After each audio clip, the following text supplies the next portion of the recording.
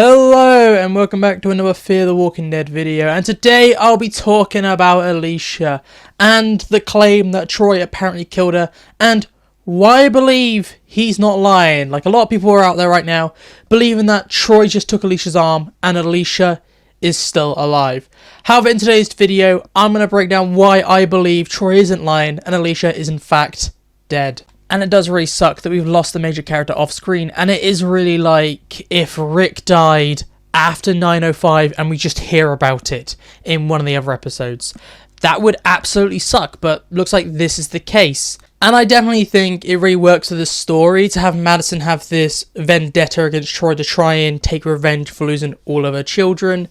And it is in Troy's character to do that. Troy's the guy who's been like, well, I can't have the ranch, I'm going to destroy it. It's a thing that Troy would do to hunt down Alicia and kill Alicia off just to get back at Madison. So I do not think Troy is lying. It's not really within his character. I think he would actually go out and do it instead of being like, oh, I found her arm, he's going to take claim for it. I definitely think Troy would go out and kill her. There are also some big moments in the trailer which do kind of lead me towards, yeah, Alicia's dead. We see in the trailers that Madison has a side quest other than dealing with Troy. She's going out of the way to go and hunt down Alicia's walker self.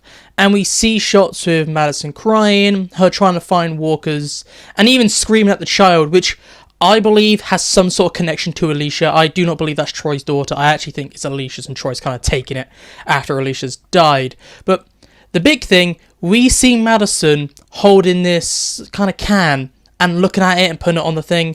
I definitely think in my breakdown I was like, oh, it'd be cool if that was Nick in the can.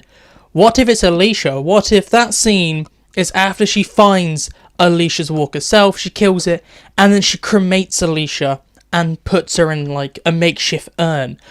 That's what I think could be happening. We see Madison with this can. It could mean absolutely nothing, but I think that it's an urn for one of her children. Originally I thought it was Nick because it was a random thing, because I was like in the belief that Alicia would be alive. But now Troy make this massive claim. It makes sense for Alicia to be in the urn that we see Madison holding in the trailer. So Alicia is more likely dead. I am definitely in the belief that the writers did try and get her back for the final episode. She did that for the 100. It's not out of the thing for Alicia Democari to do that. But I think she's probably said no. And she even probably requested to be killed off or be written out some way.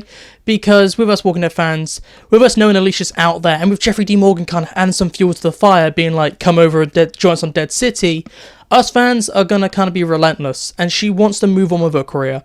And I think it makes a lot of sense to have the writers kill her off so she doesn't have to deal with the Walking Dead hanging over her shoulder and people being like, come back to this, do a spin-off about trying to find her, do a spin-off about her.